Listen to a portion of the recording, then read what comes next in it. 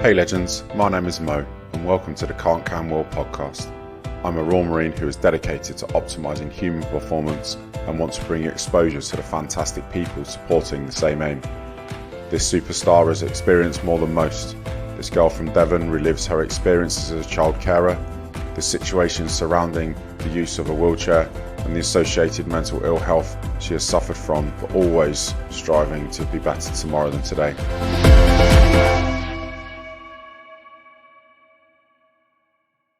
Episode 16, Naomi Adie. You've got a commission, so you can just dress how you like. No, you can't do that. I just put it all under the beret, you see. Hair's horrendous. No, it's not like that. Look at you, look like you're in a call centre. Love it.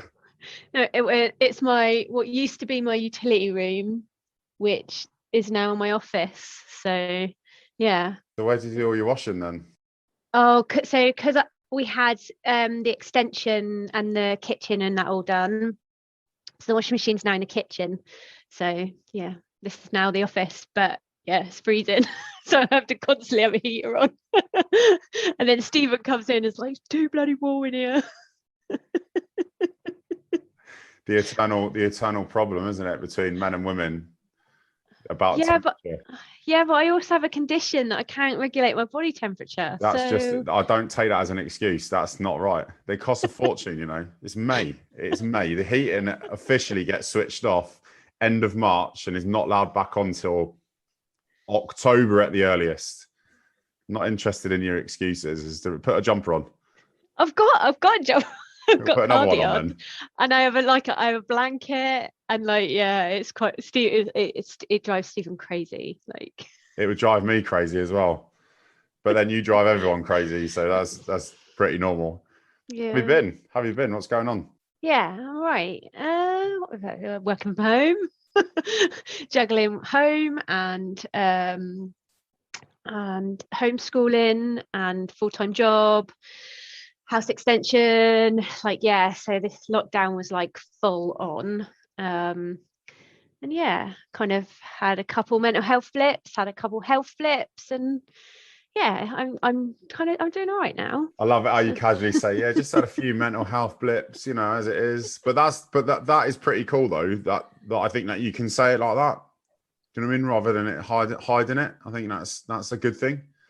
Yeah, I think because previously I hid a lot of my mental health, because I was kind of, especially when I was in the realms of, you know, getting ready to be medically discharged and stuff, I didn't want to admit that I had mental health problems as well as a physical problem. And I really struggled, like it was like two people in a boxing match, like constantly going at each other. And I hid it. I hid the fact that I was going for treatment. I hid the fact that I was on meds. You know, Stephen would see it all at home, but then I'd become like this different person with everybody else. And it was a real battle. And interestingly, it's taken me a very long time, and it actually took me to see a civilian therapist who said, why are you treating your mental health any different to your physical health? And it was a real light bulb moment, like for me, because I was like, well, what do you mean? And she was like, so, you know, it's exactly the same. Like, why are you separating the two? You know, treat them exactly the same. And that was a real kind of door opening moment for me that become this whole, like, be brutally honest with people. It might make them feel really uncomfortable for like 30 seconds, but actually also might empower them to go, well, actually, like, I've been struggling, or actually I've got this issue. And, you know, I don't really want to hide who I am, you know. Well, it's interesting because you're brutally honest with everybody else, but it sounds like you haven't been brutally honest with yourself towards yourself. Yeah. And it's like, I am my biggest critic. Like Nah. Yeah. And confidence, like, you know, people will see and go, oh my God, Gnomes, you're so confident and you're really smiley and you're really happy. Like, hell no, it's all like, it genuinely is all an act. Mate, but listen, don't let it be an act, because it's annoying that you're so happy all the time. It does everyone's head in. It's like, how can she be that happy? Like, just be a little bit angry sometimes. Like, that's all right as well. I do get angry, and Stephen will tell you, like, I get angry. Like, my whole family's northern. They're all from Manchester, so like I have this northern like angry streak. Hey, Southerners can get angry too as well, you know. Yeah, but like, trust me, my family, you know, have a massive chip on their shoulder, you know. But I think with me, and especially when you talk about like mental health, and as well as like being in chronic pain, one of my favorite sayings is negativity breeds negativity. So if you are in a really negative mindset, that will just continue to grow and be bigger, and you become, you know, bitter, and you become angry, and then your pain feels worse, or your mental health feels worse, or you feel more tired, and actually that doesn't do you any good. So actually, to in any situation, be it positive or negative, you got to flip it on its head. You know, you've got to say, you know, like with me being medically discharged, and you know, now being a wheelchair user, I could be really miserable. I've been there. I've been really angry. I've been to a state where I thought, you know, killing myself was the best option for me and my family, and then actually turn it around and go, do you know what, the positives out that of, you know, I did Invictus, I represented my country at para ice hockey, I have the most amazing friend group who, you know, will be brutally honest with me, give me a slap when I'm being, you know, down, or being bad on myself, but also be there to empower me to say, you know, yes, you can do that. You know, Joe being in McDonald being the example of like, Joe, I want to coach, and he's like, do it, you'll be brilliant. And like, he's nurtured that, and he's brought this whole other side out of me that like I didn't believe that I had. So yeah, like, be happy, because then you'll be happy, you know. No, that's Does really that sound cool. weird? No, it doesn't sound weird. It doesn't sound weird at all. And I'm speaking with Joe. We're doing a podcast with him, recording next week. So I'm really excited about that. But what you're talking about is a social support network of having people. What you've just described there to me is having people around you that will have honest conversations through the thick and the thin. So to be there and maybe tell you things that you don't want to hear, but you need to hear. Yeah, definitely. And I think as well, like, it's being comfortable being yourself around people. Like, I know people, I know, you know, large groups of people, but I have a very, very small knit, you know, bubble where I can feel safe to be brutally honest, and I can accept being told, you know, you're being a nightmare, or you know, you don't look particularly good. And it's the friends that kind of, you don't have to say you're not in a good place, because they kind of see it in you. Like, I went for a phase where I didn't realize I was doing this, but when I felt rubbish, I put on red lipstick. Which is totally not me, but like, my friends twigged this, and it was like, went full on Pretty Woman mode. yeah, full on Pretty Woman mode. Yeah. Apart from the you know, obvious paying for services. Absolutely. Thanks Mo. But sorry, yeah, I didn't want to let that one out. Well, so there's another story that I'll tell you off air about that, not about me, but a mutual friend of ours. We might want to just leave this conversation now, because it's only getting deeper, isn't it? I know, so get myself out of this hole. But yeah, I think having that support network is it's genuinely a lifesaver. Like, and I feel myself getting really emotional with that, but like, you know, there are people that have unknowingly, at the time, I have been brutally low, like seriously contemplating I'm going to end it all. I can't deal with the pain. I can't put my daughter through this. I can't put Stephen through this. Like my head, I just can't make sense of anything. And bang, the phone's rung, or someone's dropped a text message, and it's like they don't know at that time, but it's just that whole thing of like somebody cares. And I think no matter how low you get, be it with mental health, be it with physical injury, be it with changing of situation, to just talk to somebody is the best thing to do, because you might start talking about the weather or football or whatever, but actually then feeling comfortable to go, do you know what, I actually don't feel great today. But it's also okay to say, I'm not 100% today, or actually I feel a bit rubbish. As a society, we if somebody says, are you okay, how are you doing, we'll go, oh yeah, I'm fine. And it's like in the background, you're contemplating suicide, or actually you hate your job, or you've not done very well in exams, but actually we don't verbalize it. And why? It's like you the other day, you went on Instagram and you said, I've not been doing phys. I'm telling people to have healthy minds and healthy bodies, but I'm not walking the walk. And like you said, I do that. I tell people and I help people, but then it's like I don't look after myself, because it's a kind of I suppose for me it was a coping mechanism. If other people were happy, then that made me happy.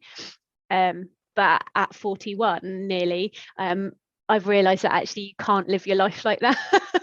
you older than that. You're not funny. Hey, I'd like to just explore the suicide contemplation a little bit more, because it's not normally a conversation that people would ever get to, one, have with somebody, or two, experience it.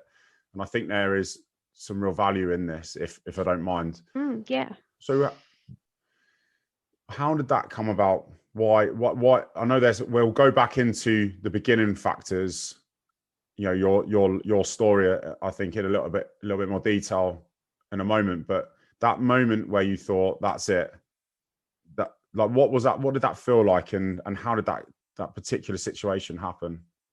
So they're probably both linked, actually. So when I grew up, when I was 12, my mum got diagnosed with multiple sclerosis.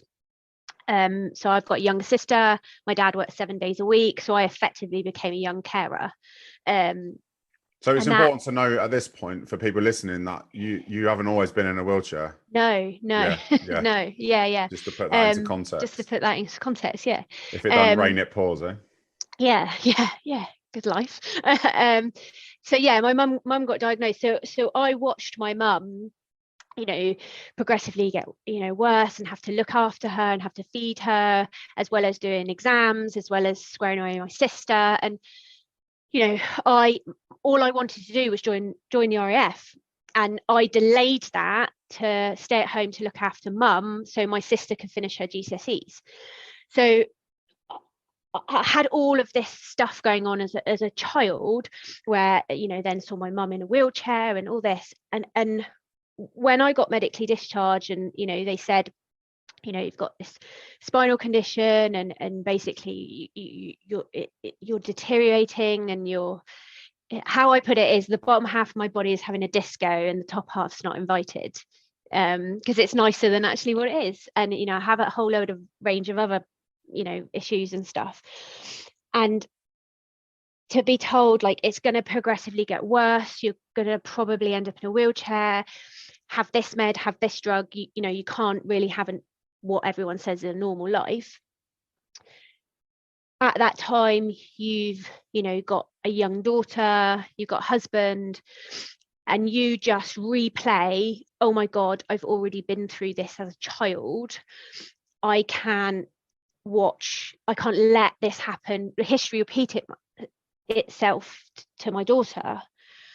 And it became this whole thing of, I can't do this to other people. Like I can't let Vesta go through what I went, and that is, I don't want her to push my wheelchair, I don't want her to feed me, total explosion of 0 to 100.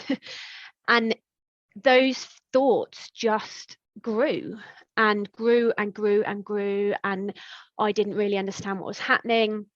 I didn't go through the traditional med discharge route where you go to a PRU. Like, I was at home by myself.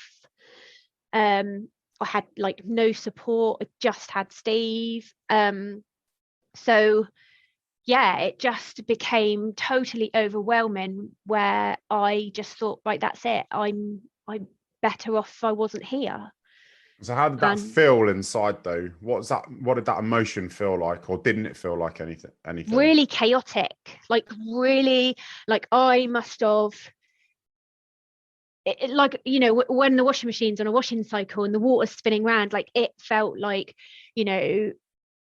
flashes of, being angry, and then like being quite at ease, because I thought, right, okay, yeah, the best thing to do would be to just, that's it.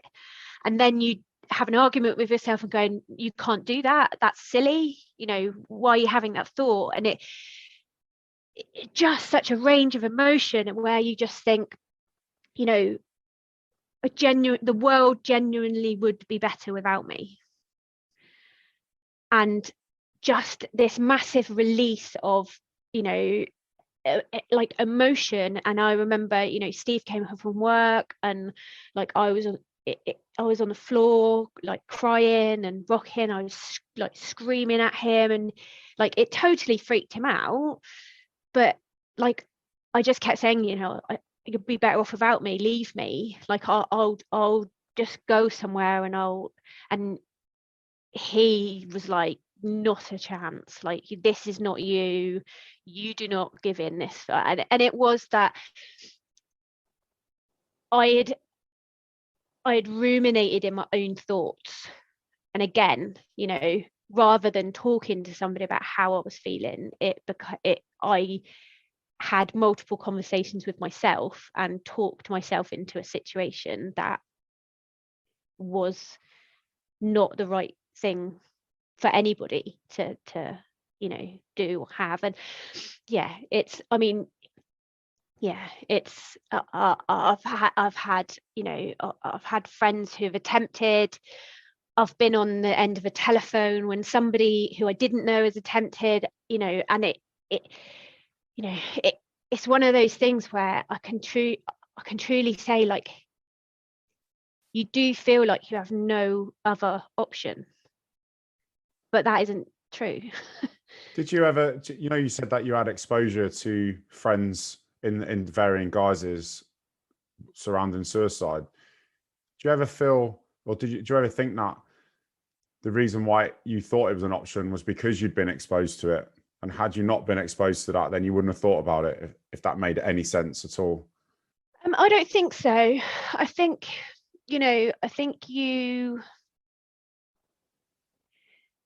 you almost take yourself out of the situation. So, I think anybody who contemplates suicide, or rather myself, it was almost like I could see what was happening in my life, but I was outside of it. And you go, right, okay, the best thing is that I'm not here, because it's better for everybody else, or I just can't cope with chronic pain, or mental ill health, or feeling low or sad, or whatever. But it's weird, because like, even my friends that have attempted, I got really angry with them, and to go like, why would you do that? And then Stephen was like, so you've thought about that, right? And it's like, yeah, but you can only reflect on it after. And I think that's why now I'm, again, like really honest when I'm not in a good place. And especially, at Christmas, I wasn't in a great place, and I was so proud of myself to ring the doctors up and say, yeah, I need meds, help. And then because it wasn't the doctor that knew me, and she was like, well, do you want some talking therapy? I was like, no, I just need meds. Please give me meds, which don't work for everybody, but yeah. How long ago was that? So my first one would So have you've had been, more than one. yeah, A would have been bit of a veteran at it then. 2014 Okay. would have been, and then probably the latest one was, I say, yeah, I rang the doctors up and I was super proud of myself at Christmas, but there was a fleeting moment towards the end of last year where I was like, I just can't cope. So you said about reflection. Yeah. So you obviously have done amazingly well, even though I know that you don't think that, but I absolutely do believe that you're a superstar and you don't. You've done amazingly well to come back from that 2014. You will reflect, you'll learn, you'll evolve as a person, mature anyway, just through life. How does that happen again? Did you see the events leading up to it, or was it just sort of out of control again, or how did that occur again? I think I just become overwhelmed. Like, I am inherently bad at saying no. So somebody recently said to me, Gnomes, no is a full sentence. And I was like, what? And he was like, you can say no. And you know what? Like, it's funny. And I nearly texted it to you actually the other day, because I thought, I think Mo needs to hear this too. But like, I will go and go and go and work and then do this and then do that and then do this, almost because like I don't want my own company because then that's when I start to think about stuff and so if I do loads of stuff and keep myself busy, but the problem with that is I do more stuff and I get more tired, and then my head goes a bit crazy and I crash, and it's like, it's on that crash where you just flip and you know, you can't, whatever chemical is in your body, you know, it just sends me into that whole, okay, it hurts more, my head, I can't figure things out in my head, I can't explain to Stephen, I get angry with him, I get enjoyment out of nothing, and then it just goes further and further and further and further and further. You know, sometimes I'm really good at stopping that at a point, and other times it's I just continue, and I think that time at Christmas, the reason why I let stuff get on top of me so much was I didn't have my support network because of lockdown. Like, I would see Joe, I would see Holly and Megs and, you know, my mates here and you and whoever, and I'd sit and I'd talk and, you know, I'd have the crack, or I'd, you know, see the guys training and stuff. I haven't had that for a year, and yeah, I like the people I like. I say, you know, so yeah, it's weird because I, like, obviously you know, I'm back on my meds now, like I don't have that chaoticness, so it kind of like not flatlines me, as to say like I'm really boring, but it just kind of means that I don't have heightened emotions about situations, which is kind of what I need. Yeah. Mate, what was it like being a young carer? Can I swear? Do you You've know you've what? never asked permission to do anything before, so you just get on and do whatever you need to do. Do you know what? It is really shit, because you, like, there's not enough exposure to it, but to people, and I What do you mean? think, like, how many times do you hear people talking about young carers, like how, like for me recently, I think it was like Red Nose Day. Like they have a couple films about young carers and stuff like that. But again, it's like this real hidden part of society, you know, and these kids are like being proper superstars, you know. They're holding down a I can't speak, siblings or a parent, and then they're going to school, and then they're going like it, I remember like it was really funny, like when I joined up and people were like, some people had like never done their washing before, and they were like, oh, like I don't know how to work a washer. And I was like, mate, I've been doing washing since I was like 13. So like on one hand, being a young carer was like gave you all these life skills that actually you didn't have to worry about, you know, getting to, if you went to uni and learning to cook, or going in the military and learning to iron and all that, because like I had that down by the time I was like 14, you know. But the other side of it is, you know, you don't really have like a parent-child relationship, you know, or you don't really kind of, you know, I still did things as you know, as a kid. Like I still played like high level hockey, and you know, I was an air cadet, you know, so you know, we still went on holiday. Hey, I was really good. But yeah, so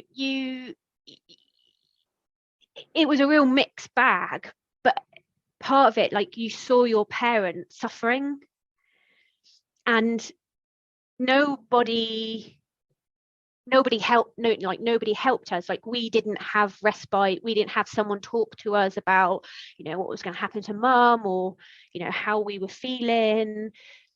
So like we had all this sort of stuff that basically just again got locked away in a compartment in the back of your head and didn't really get spoken about. So yeah. Do you ever, or did you ever resent your mum for things that you couldn't do when you were growing up as a kid? No, like my mum was like,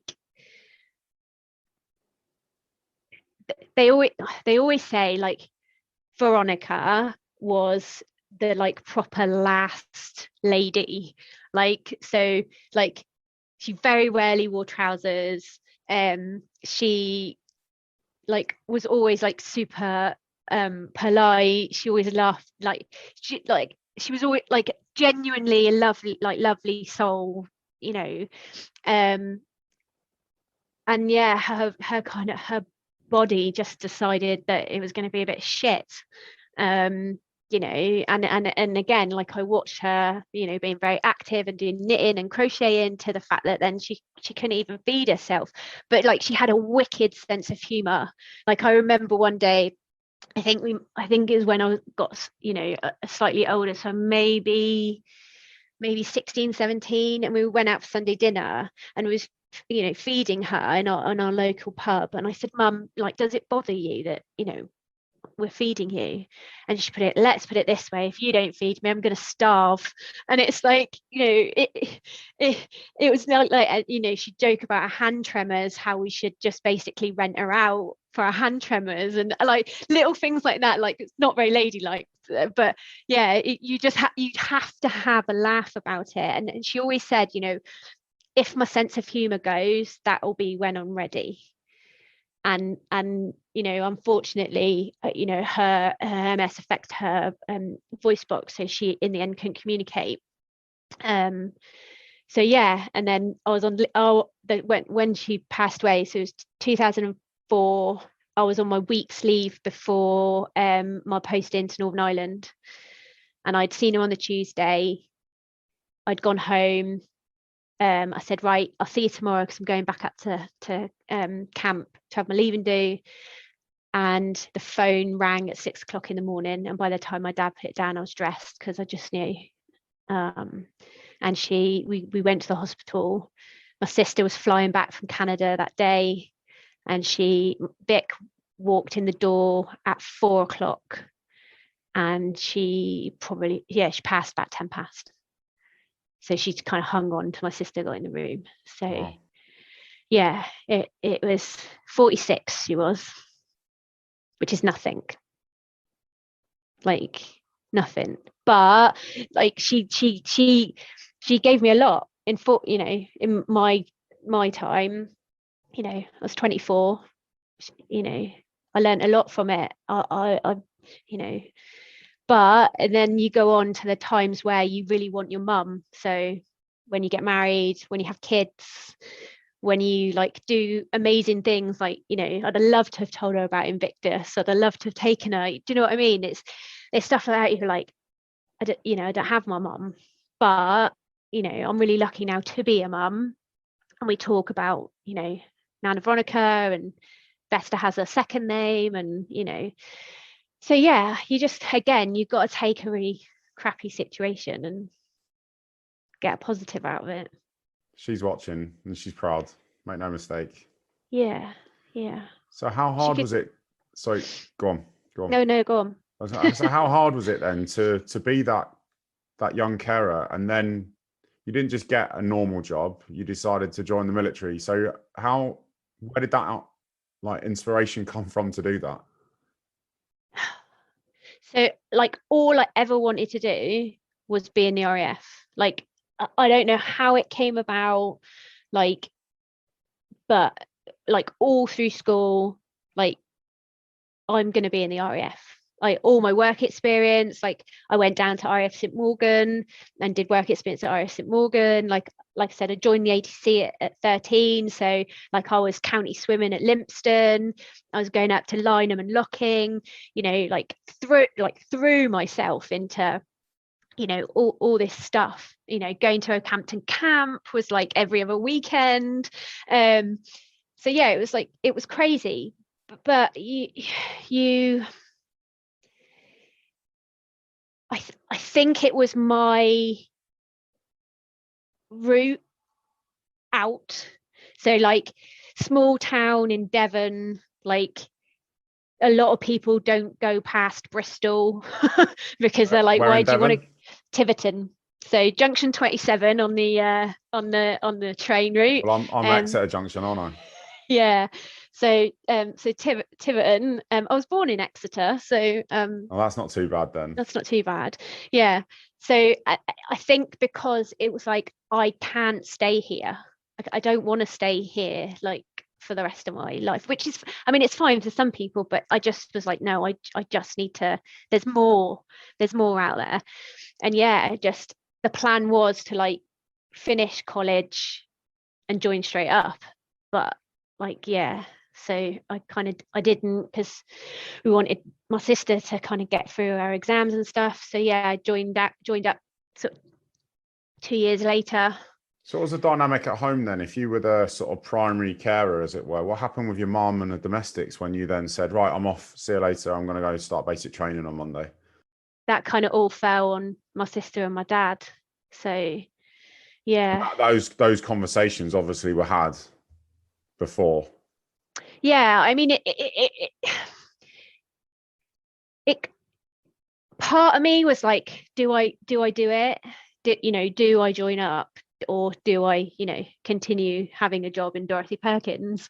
And it's probably the only time I've felt guilty about being selfish. And I kind of thought, this is something I've got to do, and if I don't do it now, I'm not going to do it. So is it selfish? At the time I thought it was. At the time I thought, you probably should be at home and you should be spending time with people and helping out, and instead I just was like, right, I'm off to RAF Halton. 7 weeks basic training is going to be a doddle. So yeah, it's kind of, and I suppose in one way that's where, I don't want to say a wall, but that's where probably a shutter then came down between like me and my family, in terms of like them knowing what was happening with me. Like I would always know what was happening at home, but I just wouldn't tell them what was going on with me because I didn't want to add to the burden. So yeah, it become like my dad didn't realize like how bad like my injury and my mental health was, and sort of until really he came to live with us like 4 years ago. So it's like, yeah, it's hard because you just don't want to burden people, especially when you've got something massive already happening, you know. So you go to RF Horton, you do the couple of like weekends in a hotel, couple of weekends, yeah, in the hotel to get through their what they call training. No, I'm only joking. And then, so what was being in the RF? Was it everything that you thought it was going to be? Did the reality match the ambition prior to joining? You know what, it's really funny because like you go through basic training. So like I joined up as a survival equipment fitter, so basically anything survival related to aircrew or flying is like your responsibility. So just elaborate a little bit on that. What does that actually mean? So we get nicknamed squippers, not strippers, squippers. So basically, you're not painting a great picture. Not painting a great picture, no. So basically, you look after stuff like, you know, life jackets, parachutes, night vision goggles, helmets, life rafts, the harnesses on the back of like Chinooks and Hercules, and what else? So all the equipment that doesn't normally get used a great deal, but when it needs to be used, it's important. Yeah. So at the time, so I think it's still the case now, I could be wrong, but it's like the only trade in the military that you can actually get done for manslaughter for not doing your job properly. Well, you know, it was the case back then, but yeah, so it's basically there's a lot of body fluid with pilots, like sick or the other stuff, which is not the glamorous side. But yeah, so I did trade training. Like I was like, everybody's always like, yeah, I want to work with fast jets, I just want to go fast jets. And I got my posting order and they said, you're going to Army Air Corps Middle Wallop. And I was like, what? Where's that? What's that? And they were like, yeah, you're gonna go and be detached to the Army Air Corps for the next 4 years. And I was like, on helicopters. I was like, what? Like, didn't even know where Middle Wallop was, like on it, like Salisbury Plain, like thanks very much. And like honestly, it was hilarious because everyone was like, what, why are you going to work with the army? Like this is just weird. So yeah, like, and at the time, so I was like 21, but I still didn't drive. So my mum and dad like had to come up from Devon to like the other side of Birmingham to pick me up, to then drive me all the way back down to like Andover to take me to Middle Wallop. And so I'd gone from like female accommodation, fairly, you know, nice RAF accommodation, to then going to this army unit where it was more, you know, everyone was in together, and there was shared the bathroom and all that. And like I remember I got my room, like it was a nice big room, you know. And my mum went to use the facilities and she came back and she was like, you are not staying here. And like army blokes going to the loo and don't shut the door. So like my mum was just like, oh my God. So yeah. So but you know what? Like I had an absolute blast. Like it was so good because I could do army adventure training, I could do RAF adventure training, like working with Apache. Like it was epic. Like I got to be the survival equipment fitter for the Blue Eagles display team. Like, so we did a display team. Like it was. Sorry, what the Blue Eagles display? The Blue Eagles display team are, I don't know if they're still going, but the Army Air Corps helicopter display team. So at that time it was a Lynx and then 4 Gazelles. But I think now it might just be like 2 Apaches. But yeah, we did a display season and like it was epic. But yeah, so it was really good fun. And then I got posted to Northern Ireland to work with the Army Air Corps again. So like in my 14-year, 8-month career, I did like 8 years with the Army Air Corps, and then the rest of it went to fast jets, which was a bit bone, to be honest. So like fast jet pilots are a breed, like completely different. And it was really good because like spending all that time with the army, like when I went to Afghan in 2007, I went as a single augmentee. So like I got on the flight by myself, like And that bricking means, it. what does that mean? So you go as a single individual, you don't go as part of a unit, you don't go as part of a team. So like shipped off all by myself and like turned up at Kandahar Air Base going like, I don't even know who's meeting me, like I don't know where I'm supposed to be. And then literally, Is that where you were? Were you at Kandahar, or did you go to yeah, so Bastion? we were split between Kandahar and Bastion. And when was that, in 2007 you went? 2007, and then I went back 2011, 12 over Christmas. So we didn't know each other, but we must have, because I went early 2008. Yeah, so it was like so yeah, both tours were with Joint Helicopter Force. So yeah, it was weird, and like stepped off the flight and like must have taken like 10 paces before someone was like, gnomes. I was like, and then all of a sudden there was like all the lads that were in on my Brunei dare, and like all these other, and it was just like, oh my god, thank god. and it was really good because like I knew like I'm going to be okay, because I know like the lads are here, and if I've got any stresses or worries, like they'll square me away. And yeah, in like 2007 I was the only girl on the flight line at Bastion, so like I was bunking in with the lads. Like and yeah, it was like, it was weird. But it was like, it's really weird. I think people find it really odd when you say like Afghan was a laugh. Like it wasn't like a nice place, and what was happening wasn't nice, but actually like you make the best out of a bad situation, and like genuinely have made some really great friends and have some, you know, really good memories of like silly things that kind of kept us, you know, going during like not having very much, and you know, all the rubbish that was going on. But yeah, it was. So when did Stephen win the lottery then? What was the situation surrounding that particular meet? So we were both in Northern Ireland together. So Stephen's ex Remy aircraft technician, don't hate him. Yeah, so like I bet you two have some riveting conversations, don't you? Too funny enough, we don't really talk about Don't ever go around their house for dinner.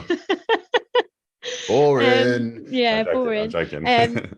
Yeah, but we both played hockey, and yeah, and then we went to the Isle of Man on hockey tour. And so what what happens on tour usually stays on tour, though, mate. Yeah, but the problem with that though is, so for everybody else who doesn't know my husband, he doesn't drink and never has done. So like if I'm like, so I, you know, normal hockey tour, got very, very, very inebriated. Stephen wasn't drunk. So yeah, it was there's a whole story there which I won't say on podcast, of like actually him making sure that I didn't die throughout the night. And yeah. Hey, and then, if he's holding your hair back on the first date, he's a keeper. He then never left. That was what was like, I don't really understand how it happened, because like I got back, I think it was my birthday the next day, and he bought me flowers and then like never left. So like it just turned into this thing. It must have just been like, she loves a good knees up, she's a keeper. Yeah, but he doesn't even like it. But yeah, I mean, I think he is definitely like the yin to my yang. Like, and I genuinely don't know how I've been so lucky to, you know, still have him, but also for him to kind of accept my craziness, but also like be thrown into this, like the whole whiz thing. And you know what he was like in Sydney. You know, he was in our hotel, not just squaring me away, but like squaring everybody else away, and having chats with everyone and making sure that they were all right. And you know, that's really intense for us, but more so for, you know, for him. And yeah, so to explain, Wiz is wounded, injured and sick. Yeah, but it's, yeah,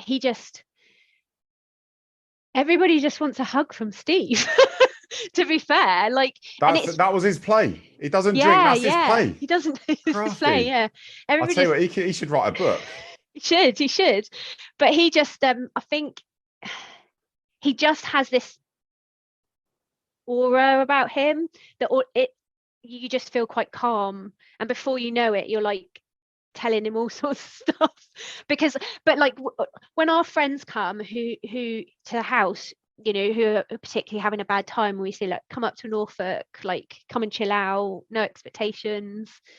First thing they'll want to do, they'll say hi to me, and then they'll just like stand there for 5 minutes hugging Steve, and you're like, what? You need to work on your cuddle skills. That's what... I know. And they're like, I needed that. I feel so much better. And it's just really weird. Like, but yeah, he's definitely something kind of special. And it, you know, it's difficult. He puts up with a lot, you know, and like anybody, sometimes can't cope. But you know, he's good at kind of, well, I say he's good at raising his hand. He's like, everybody needs a bit of a poke, you know, and then to say, pick up the arse every now and then. So what were you both still serving when you fell pregnant then? No, Steve wasn't. Steve had left. So was it always his intention to leave? I want to say this in a nice way, but like, Steve really wasn't cut out to be in the military. To be fair, I mean, come on, like, he's a Glaswegian that doesn't drink, never drunk, never been drunk, joins the military, manages to stay teetotal, does Northern Ireland and then Wattersham, and that's it. I mean, like, there's a research study in that right there, isn't there? Yeah. But yeah, so he just, you know, he didn't want to. I think he just got fed up of all the rubbish, and he was like, he actually tried to join the RAF before he left. But yeah, I think he just was like, no, I don't want to be, you know, I don't want to be a sergeant. I don't want more rubbish. Like, I'm out. So yeah, so then he when I came back from Afghan, I got a posting to IF Lossiemouth, and he was already up there because his parents live in the Highlands. So yeah, we ended up renting, and then we got married in 2008, and then Vesta was born in 2009. Didn't hang about then. It wasn't meant to be like that, but it just happened like that. So yeah, stop being so bloody efficient with things. Yeah. So yeah. So married, baby, everything's got career, everything's good to go. When did you start realizing that things weren't quite right, and as you put it, where your bottom half started to have a party and your top half wasn't invited? Probably when I got pregnant, because that didn't help at all. And then obviously after, and you know, I did suffer quite badly with postnatal depression, and things just weren't quite right. But again, like, I just like put a brave face on it and kind of was like, what wasn't quite right? What just pain levels, and you know, I had, you know, really bad, you know, sciatic pain again, and it was like, oh, okay. And like, Steve says, you always have this amazing thing of like, because so originally I injured myself in 2001, 2002, did 2 stints at Headley Court, and then basically they said to me, you might end up in a wheelchair, you might not. See how you go. So what's the reason for that though? What did they know? Why? So I've got a couple of totally very damaged discs. My fasciate joints have gone. My S1 nerve is impinged. I've got sacroiliac dysfunction. Yeah, basically, if you see an MRI of my spine, you'd think it was of a 90-year-old woman. So why is there a reason why, or is it just degradation? That yeah, so they reckon I had a trauma, probably during basic, and then because I didn't realise, then that just started like issues. And yeah, and then obviously since then there's other things that have happened, and yeah, I just kind of was like, yeah, it's fine, it's fine, it's fine. So Yeah, what and was then that like got then? So what was that like when? Sorry to interrupt, but right. what was that like when they said, "Oh yeah, you might be in a wheelchair, you might not." Like, so I was I was like what 20, 21, 22, and I was just like, yeah, if it's really bad, they'll have said like you can't do anything, but they didn't really. And obviously, it's only when you look back on your med records after you've been med discharged and you go like, oh, actually that was quite serious, and oh, that didn't get picked up, and they think that a lot of that was because I was attached to an army unit. Basically it all kind of got lost in the cracks, so I wasn't probably as protected as I should have been. And then obviously got sent back to Afghan in 2011, and basically as soon as I came back from Afghan, like I could hardly put any weight down my right side. Just yeah, just my whole right side of my body just decided that it wasn't going to work properly, and then got posted, and then had more exams and stuff, and then my mental health got worse, and yeah, it just became this whole like crazy ride of but the difficulty was like you can't see it. So like you could, like I was walking with crutches, or like, so you can see there's something wrong because you've got crutches, but you not like a broken leg where you can physically go, that's where you're hurt. You know, with a spinal condition or with mental health, you can't see it. So people's natural reaction is to go like, oh yeah, you're faking it. And it got to a point at one stage where I had to take an MRI scan in to show my sergeant that there actually was something wrong with me, you know. And you then start this whole cycle of like justifying yourself, and then that adds to more stress, that adds to more mental health worries, to the point where you don't want to be at work, like you do not want to be anywhere, and you start resenting. And like I hated the RAF towards the end of it. Like I anytime I had to, you know, during my med discharge process, anytime I had to go back into the, you know, personal service flight to have my sort of monthly check-in with the warrant officer, I'd have an anxiety attack, or Stephen would have to drive me because I'd get that worked up about being in a place that I didn't believe me, there was something wrong with me. And you know, it had a real horrible effect on me because I just really resented the military, for you know, for years. Like I didn't, you know, going past the military base, you'd come out in hives and hot sweat, and, you know. And it was only probably like Invictus that made me go, do you know what, that wasn't the military, it wasn't certain people in that network, it was a group of individuals who didn't look after me the way they should have looked after me.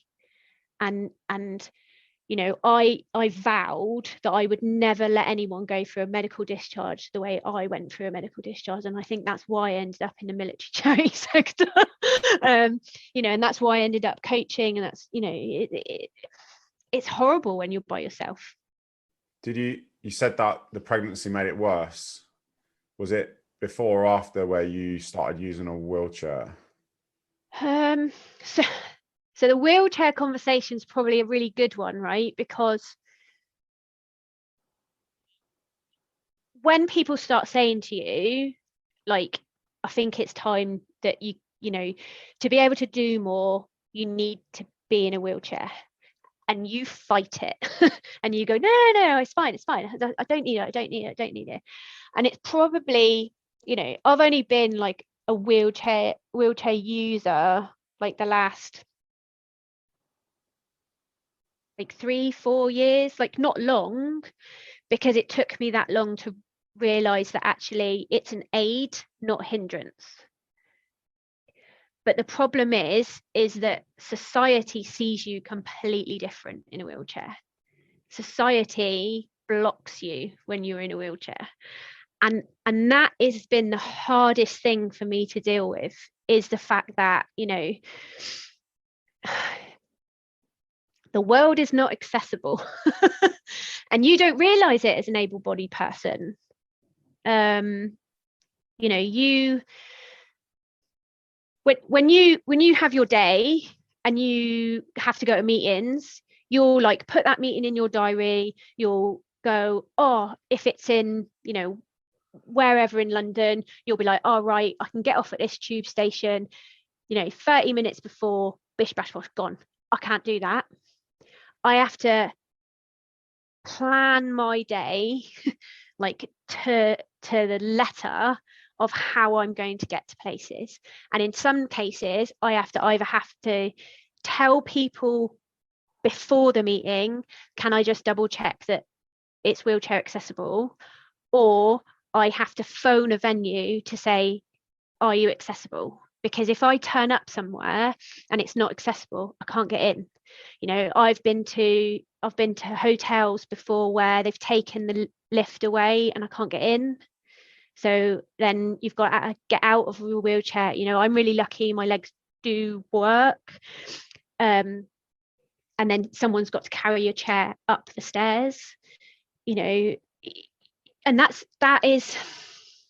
then starts a whole other conversation of like, why are you in a wheelchair? Your legs work, blah, blah, blah. And you're like, but it's the stress and it's the emotion of it, because people don't realize how that affects people of, you know, it's raining and you're pressing a button outside for somebody to get a ramp to get you into a building. Like it's horrible, you know. And it's, you know, I've been on the tube and I've been told the tube wasn't designed for people like me. I've been sat on the tube, which is quite funny. But like, yeah, it's really like, it's dehumanizing, because you don't want to, I don't want to be a wheelchair user, but I have to, because it means that I can have better quality of life, and it means that my body is able to do a lot more, and I'm a lot, you know, be able to do a lot more family time, spend time with friends. But yeah, it's a whole other thing of, you know, you think it's bad when you're pushing a pram. Try being sat in a wheelchair. You know, everything's up here. You walk into a shop and you want a sandwich. Like, I must have had the same sandwich for my lunch for about a week, because it was the only flavour sandwich that I could reach in the shop. Because then you have to ask somebody, excuse me, can you get that for me, please? And it's just, it's tiring. I was privileged enough to be a carer to a guy called Phil Eaglesham, and we went to the Rio Paralympics. He was a Marine, and he's you know, I went pretty much everywhere with him for about 2 or 3 years. And I used to get really defensive because I've never known what it's like to be in a wheelchair, and touch wood, I don't ever have to experience that. But I used to get really defensive of him because there were like, people would come to speak to us and speak to me, not him. Yeah. And I'm like, and I do call it out as well. And I'm like, he can hear you, you know, he can speak as well, because it's just that social height. Yeah. And that social height is hugely, massively important, because being on an eye level with somebody, it changes the dynamic. We went to the pub once and he never went again because he had drinks passed over his head. Now, that wasn't something that anyone deliberately did. It's just, like you said, it's just the way it is. So around about 8 years ago, he was like, I've had enough of this. And so he's invented his own mobility device called Victor Mobility. Yes. And it should be out this year. And he's like, it's got social height, it level changes, it's got built in, it goes up and down a curb. So you don't have all those things that you have to worry about, you reduce them. And the slogan is enable, not disable. And all he did it, I mean, this thing goes, I think, if I remember right, it goes like 25, 30 miles an hour, because he wanted to be able to go with his boys on a bike ride, for instance. Yeah, and be able to keep up with them. He wanted to be able to get into more inaccessible places that wheelchair can't. But more importantly, the wheelchair he's got at the moment, the motorized wheelchair he's got, it's expensive to fit. It's ridiculous. So if for any disability equipment, and disability sport equipment. So there was a study done, and I think they kind of compared disability sport to able-bodied sport, and I think it worked out something like, you know, £2,000 more to do disability sport than able-bodied sport because of the cost of equipment. And you're right, like, you've got to travel somewhere, you've got to take more kit, it's more expensive. Yeah, it's like everything is just harder. Yeah, and that kind of sometimes takes the fun out of stuff, because you have to really think, you know. And I remember just when I started the job at the Endeavour Fund, and then we were at the Endeavour Fund Awards, and I was sat on the stage doing a Q&A with a parent of a girl who I can't remember what condition it was, and Ross Kemp, and they asked a question about, like, how did it affect you? And I said, I remember, you know, being sat down in the wheelchair, and I was at one side of the park and Stephen and Vesta at another, and it's this barrier, and it's like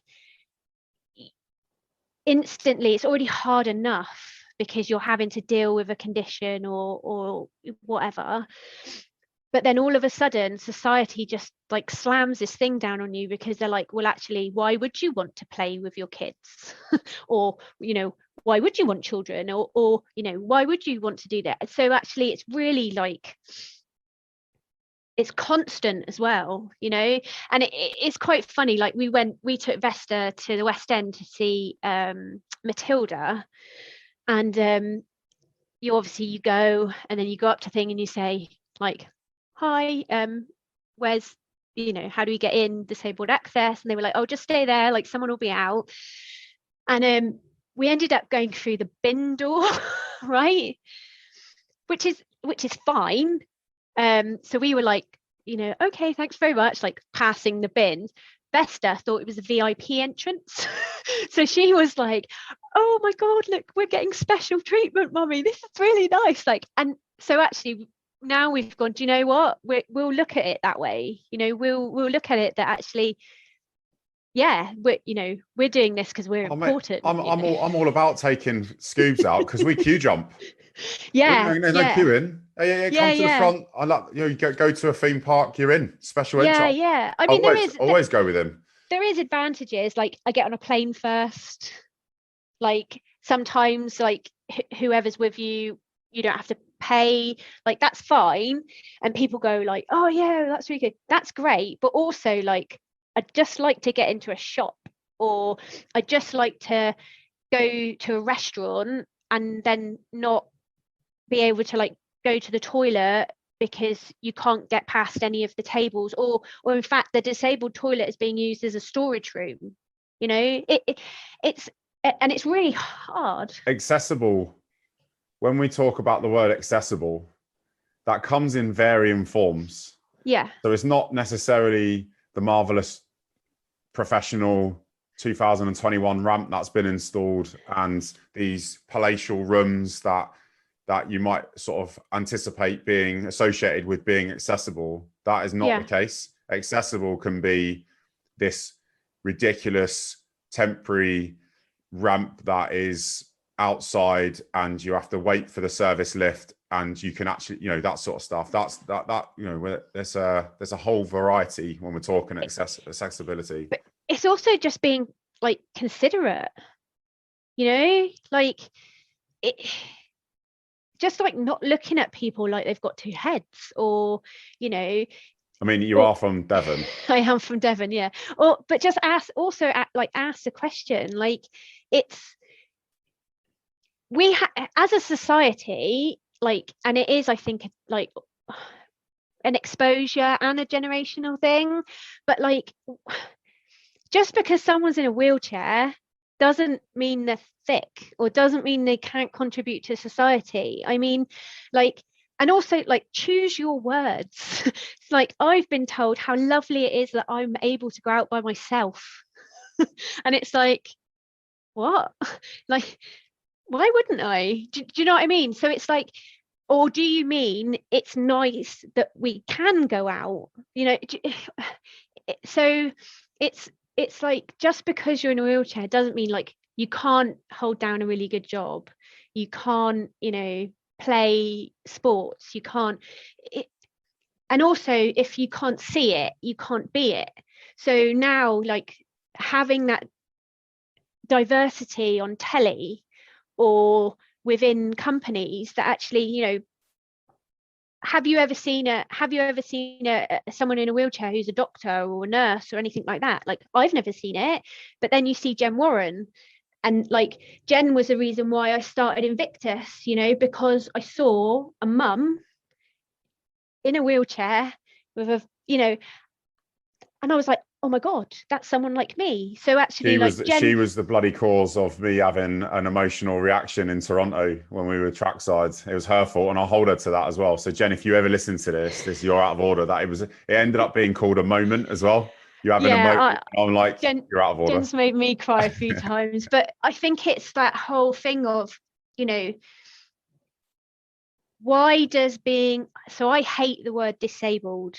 I just don't say I'm disabled anything, I think if you're adaptive, you kind of, why can't you do anything?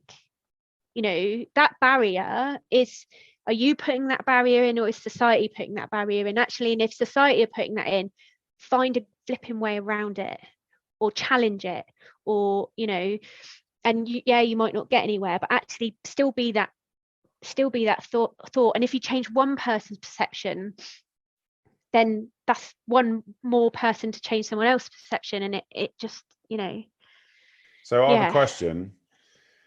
Well, you said that you ended up using the wheelchair because you saw it as an aid. Mm-hmm. What was it like using it for the first time? Did you go game changer, or did you go, I can't believe I'm using this bloody thing? It scared the absolute life if I'm honest. Like, you because probably scared the life out of everybody else using it.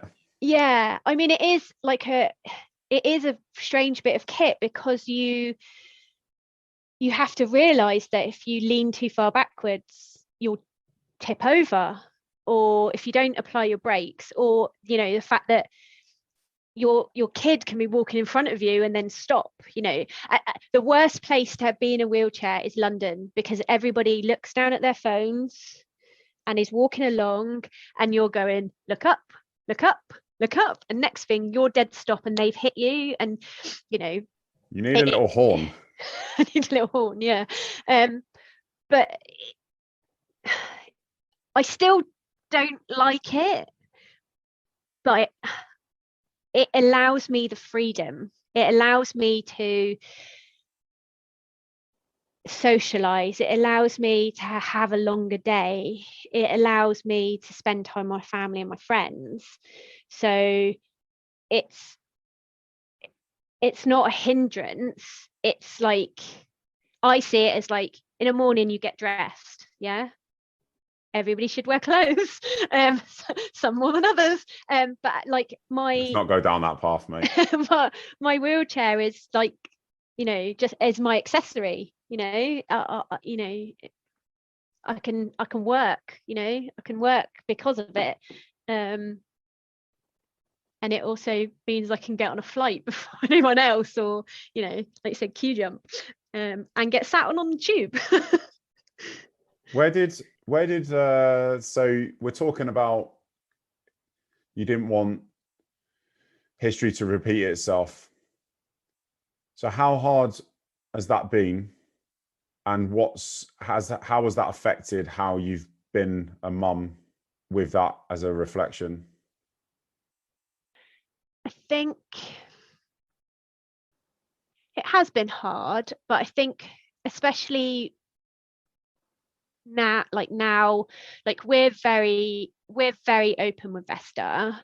Like, she has got an old head on young shoulders, like, because she's had to kind of deal with a lot, and we collectively made the decision that we would talk to her openly about stuff. We would encourage her to say, when she's not feeling great, and normalize, mental health and physical health. So it has been hard, but then also like I've produced this little human being. I say I meant we, Stephen and I. He did the 20 he did seconds. He contribute. did the 20 seconds important work, didn't he? Yeah. Left the rest to you. Yeah. Who doesn't see disability? Like in Sydney, like if you say like, you know, Rachel or Joe Dilner or Kelly or anything like that, Bessie was like, oh yeah, that's Kelly, blah blah blah, and she won't instantly go like, oh Joe, he's only got one arm, you know, or stare at because she looks at the person, you know, and I'm so proud that she is like that, you know, because she'll tell you a comment about a person first before she'll comment about, you know, they're missing a leg or can't use their arm or they're blind or whatever. And I think that is because like we've normalized that word disability, but also like she knows that her mum, yes, maybe a wheelchair user, but she's also a manager, she's also a coach, she's also an athlete, you know, and that's what was always really important to me, is to show her that as a woman she can do anything no matter what is thrown in her path, you know, and she has the choice to choose what path she takes, and I think that, and that's, I think, probably been my biggest sort of learning point from being a child carer around my family and my parents to us now, is that like that openness, and that, you know, it's okay to talk about things, it's okay to talk about things with other people, because it's needed sometimes. So yeah, I mean, I don't quite know how I've produced a very well-rounded 12-year-old. Well, as we said before, it's Stephen's 20 seconds that did it. Yeah. She's definitely very, very much like Stephen. But do you know what? Like she is ultimately the reason to not give up, you know, and the reason to keep proving people wrong, the reason to be happy, is because, you know, she is the next generation of humans, and she's going to be 41 at some point, and she by then could have done something extraordinary or not, but always have that core values of, you know, there is a person there regardless of whether they've got 2 arms, 2 legs, use all that, you know, and I hope that is an asset to whatever she does, you know, in her life. So that's really powerful. Let's talk Invictus. What did Invictus do for you, and what did it mean to be part of that process? I'll get all teary now. Do you know what? Like Invictus was really weird. So I initially went to apply for Toronto because they were going to do sledge hockey, and obviously I used to play hockey, so I joined a para ice hockey team. And I was like, I'm going to do this, and then they binned it, and I was like, oh no, I've started a new sport and I can't give it up. So like that was the start of it, but that was the start of me starting adaptive sports. So like for that reason, like I'm mega thankful. But then like to find wheelchair racing and like be able to go relatively fast, and again be in this community of people that encourage and nurture, and meet people like Joe, Adie, and Ali and all that lot, who, you know, genuinely amazing human beings doing stuff that impacts lots of lives without even really knowing it. And I think, you know, as I went through the Invictus process, my confidence in myself like grew, and to the point where, you know, at the time I was working for Walking with the Wounded, and the job came up for Endeavour Fund program manager, and I was like, I'm going to throw my hat in the ring. I've got no chance in hell, but I'm going to throw my hat. And I don't think I'd have had that confidence in myself if I hadn't been on that kind of Invictus journey. And obviously I got into the team that we know now, like, and I was totally gobsmacked because I only went for one sport, you know, and you hear all the rumors like you can't do one sport, and you know it's only for people who got injured during a war, and like, yeah, okay. And then I got told I got the job at Endeavour, and but I didn't tell anybody because I was really nervous that like I actually was dreaming and that it wasn't really real, and that I'd come crashing down in like a big, you know, crazy bubble. So like, obviously I went to Sydney, and you know, Joe made me captain of the athletic squad and stuff, which was epic. And it's a bit hazy. Like Invictus is like a crazy ride, and you're knackered because it's long days, because you've got training, and then you've got like filming if you get asked to do filming, and then you meet all these people. And like, I didn't feel very well at all, and as we now know, like I was having a massive flare up as you know, the flight just didn't do my body any good, and you know, total massive like anxiety attacks.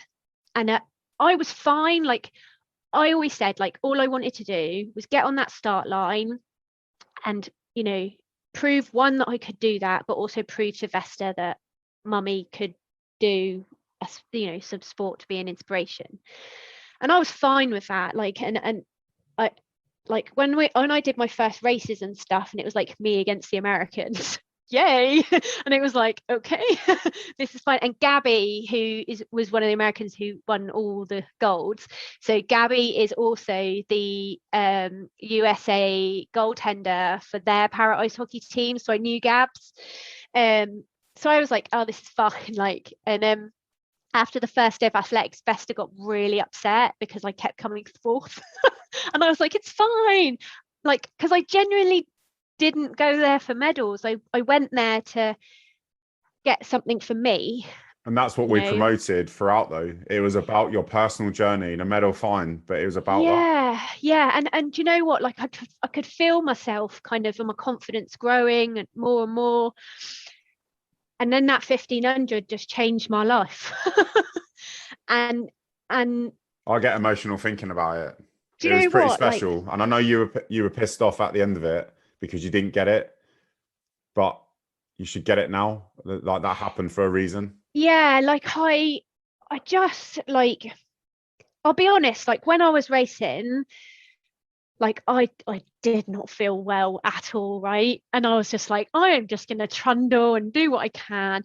And I think I got to the last lap, and my body was like, nah, that's it. I can't, like, you can see it on the video, like I hardly lift my arms up.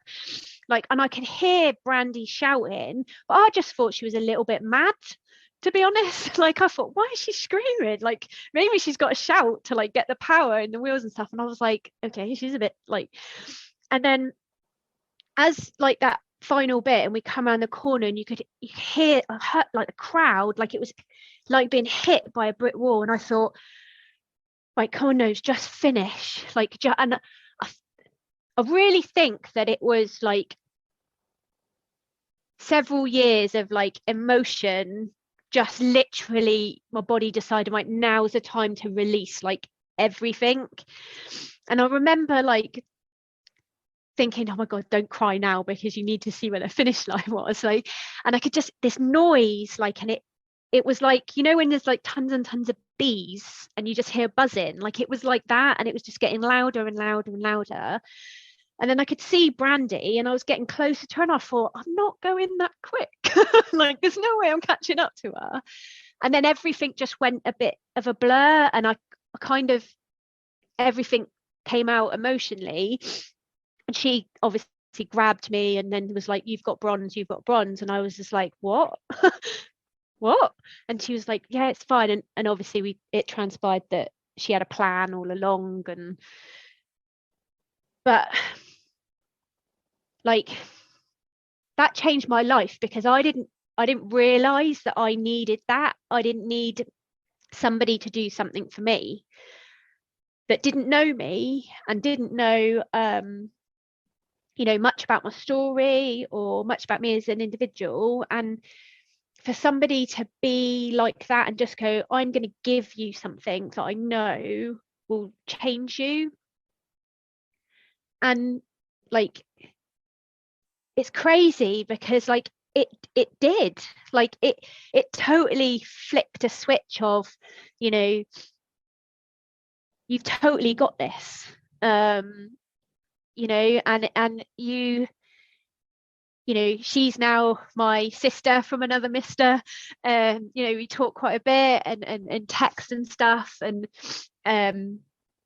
we've both had ups and downs since and stuff. But to come home with like that medal, and then the 100 meters, I don't know what happened to me, but I clearly got a shift on, and to get another bronze, and then to do the relay.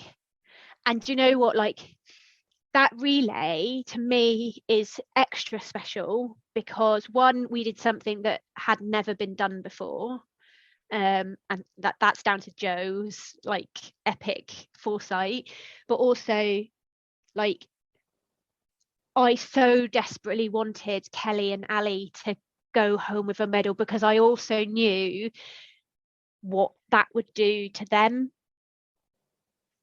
Kel has kicked ass for so long, and to give her something to say, Kel, you've done something really amazing, here you go, that kind of tied the Invictus up into a really nice bow, and to say like it came full circle.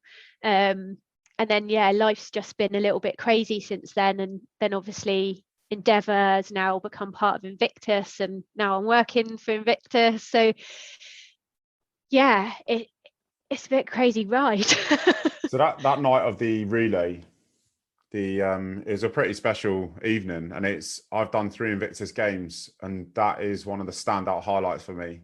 It was very emotionally charged, and seeing the reaction of the 4 of you was pretty incredible, because it wasn't about the medal, it was about achieving something, or telling you guys that you've achieved something, because none of you realize it. So Kelly's was in the visually impaired category with Mikkel, who's a legend.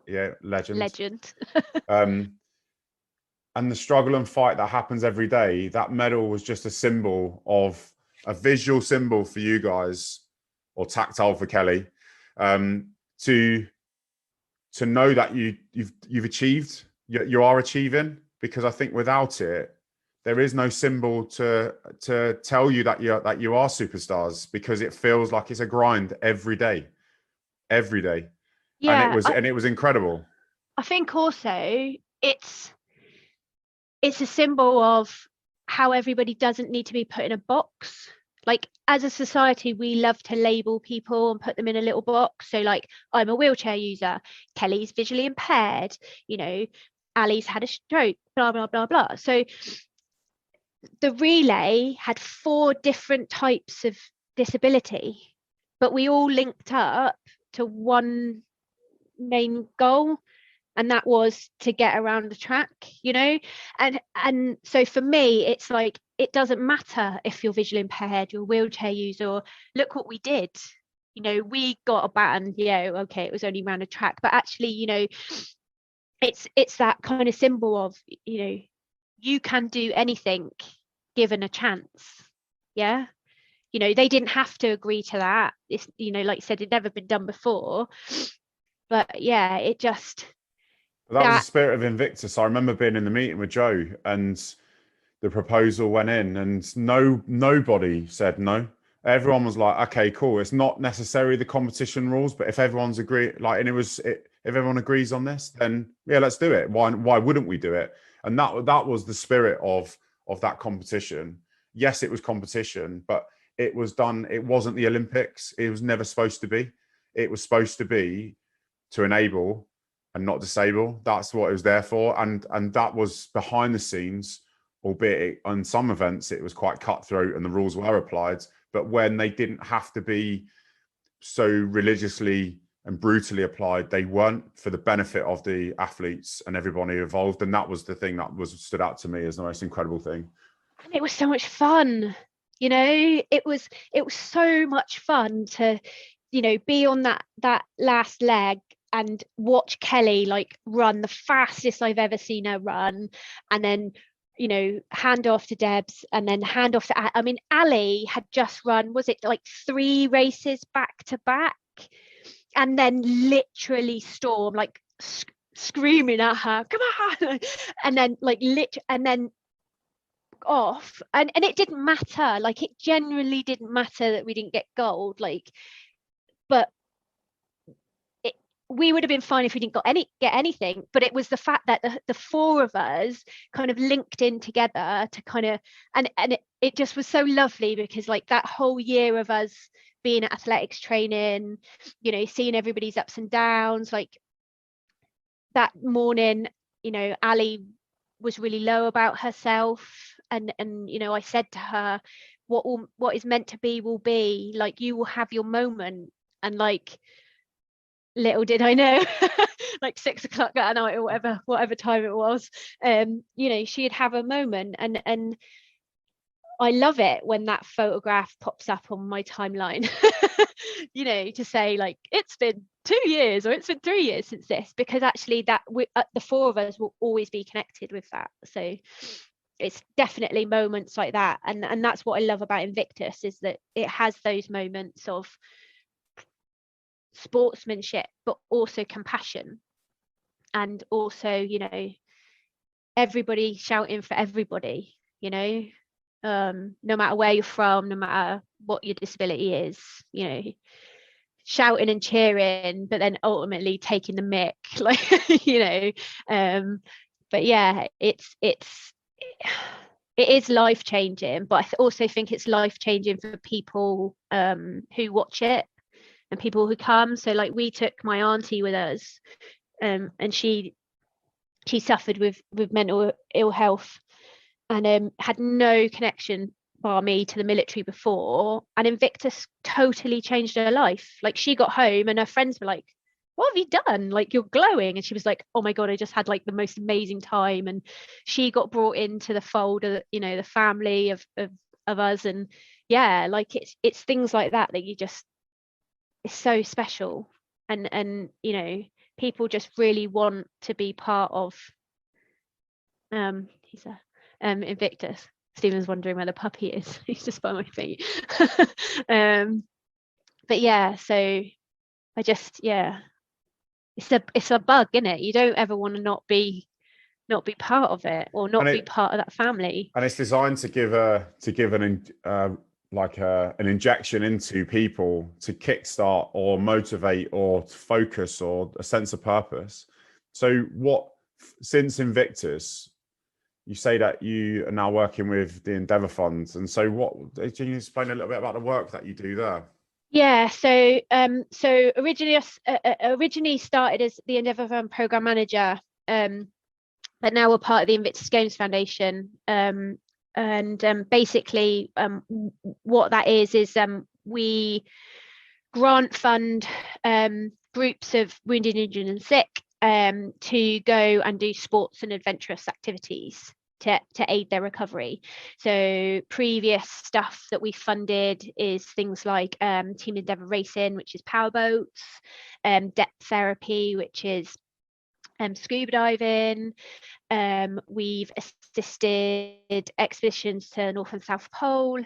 There was a bike ride in Australia, and one of the sort of most epic trails. Yeah, so it's kind of like, previously for Endeavour we were UK focused, and now being part of Invictus, we're now Invictus nations focused. So we're kind of hoping to just get that international element. And also, you know, we're really lucky in the UK with our provisions in terms of for wounded injured sick, you know, going on expeds and sport. And we actually want to sort of pick up those countries that maybe don't have that sort of ability to have in their own country. So and take our whiz with their whiz to kind of, you know, mentor them and say, right, this is what you do. But also what we're trying to encourage is those wounded injured sick that have got ideas to then come to us and say, like, I would really love to organise, and then for me to work with them and say, okay, right, this is what we need to do, and then look, and then apply to get grant funding to be able to do it. So yeah, it's a lot of admin. I don't actually get to do any of these really epic expeditions or stuff, but yeah, I just do all the admin and try to get all the money. But yeah, I mean, I never thought I'd be doing this, like to go from being a survival equipment fitter, you know, to now being sort of, you know, grants program manager, you know, fully in about sport and expeditions. Like, yeah, it's a bit crazy. So what's next for you? What have you got on the horizon? Well, hopefully Team UK getting back to face-to-face coaching soon, because so I'm quite looking forward to getting back up to Loughborough to do some coaching with the wheelchair guys. I've got a couple of 10k races to do. I've put my name down to do a marathon, which will be the longest I've ever done in a wheelchair. So we'll see. But yeah, I think, like, I just think I need to enjoy life, like keep enjoying life. Like Steve had like 2 years of me and my sport being a sole focus of our marriage. So actually, I think, you know, now we're just kind of just keep happy and healthy, and, you know, keep promoting sport as a tool for you know, injury, illness and recovery, and say to people, you know, even if you're having a bad day, just go outside, just go for a walk, you know, take up, you don't have to run, you don't have to take up ice hockey or para ice hockey or netball or anything, but yeah, just being outside and giving yourself time to, you know, space and happiness. Oh, amazing, mate. I've really, really, really enjoyed talking to you. Felt weird. Why is that? I don't know, like, it's just it's funny, like, because it's that whole thing, isn't it, of, so if you say something like, will anybody care, or will it impact anybody, and I think, you know, especially from the whiz community, you're so used to seeing the conversations about the guys who've been blown up, or, you know, who have these like epic stories. I think because, you know, you don't have that epic story, you just wonder, like, will everybody want to listen to it? let me tell you this right now and make it absolutely clear that your story is pretty epic. Make no mistake about that. It's not comparable with anybody else other than you, and you know that. Yeah. You know that. And you don't. What I find really fascinating about you is that you genuinely don't realize how good you are. It's sometimes annoying because you're like, oh, I just want to, but you don't realize. Slap around the face. Well, I'm not gonna admit that. But you don't realize how good you are. You really don't. And your bad days are other people's all right days, but you're still cracking on. And and I think you give yourself a hard time, too much of a hard time. Yeah, you're definitely right. You've got an amazing husband there. I have. You know, and you've got so much, like, what you're so positive. It's inspiring to listen to the way that you talk about the things that you've been through and how you're going to continue to do great things, and you will continue to do that. Is it going to be easy? No, of course it's not going to be easy. What do they say? Anything worth achieving is never easy. So, you know, I think, you know, I think part of you and I are cut from the same cloth in terms of we can't say no, but also, you know, we need to give ourselves a little break sometimes to say, you know, it's all right to have a down day, but just don't have too many down days to the point where you then get like never get back up. But it's like I've said to you, you just got to be a little bit kinder to yourself. That's all. And it's easier said than done. Make no mistake. I'm not going to say it's easy, but you got to be a little bit kinder to yourself, definitely. And I need to do that as well. Yeah, I think it's even little things. Like I think like it doesn't have to be that big thing, does it? Like I bought some books the other day because I haven't bought a new book in ages. So I thought, oh, I'm going to buy a new book. And I sat there and read it and I was like, oh my God, that was so good. And like, Steve was like, oh, you were smiling away to yourself. And it was like something little like that, or, you know, you buy a new face cream or whatever. But I think like everyone assumes that it's got to be something massive, doesn't it? It's got to be a lifestyle change or, you know, it doesn't. Just little thing. Hair dye. The haircut, like his lordship on the golf range this morning, you know? Yeah, like his lordship. I can't stand golf. Hate it. But yeah, but you know what though, like that's been a long time coming, him doing something for himself. So and I truly thank you for his great kick up the ass. That's great. That's all great, mate. But mate, thank you very much for taking the time this morning. No, thank you for hopefully there's at least something you can use. Behave. Less of that talk. Try not to like dub me. Yeah, like, here's a little annoying happy one or something. Like 5 seconds long, that's it. This is the podcast, 5 seconds. Hello. But yeah, Helen's was good, and I can't remember the athletic fella. His was dead good. Like Elliot, yeah, his was really good. Like he was quite he swears a lot, doesn't he?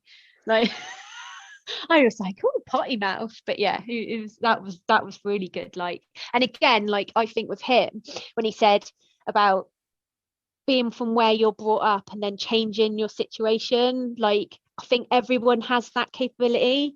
You don't have to be happy with a hand you've been dealt. Like, you know, he's a prime example of that. I'm a prime example of that. So yeah, it's awesome. So, yeah, cool. Well, listen, don't be a stranger. Can you let me know when you're pushing this out? Yeah, I will do. So I can hide for like I'll be like, no one's listened to it. And I really seriously get some good content from Joe McD, because that is going to be epic. You could make a whole self-help book from that. My roomie in Sydney. My God. Mate, thanks a lot. No, right, I'll speak soon. I love you loads. If you like what you hear, don't forget to subscribe to the podcast channel for updates on new releases. And why not leave a review on your podcast provider and follow us on Instagram on the @Can'tCanWill page to show your support. Thanks, legends.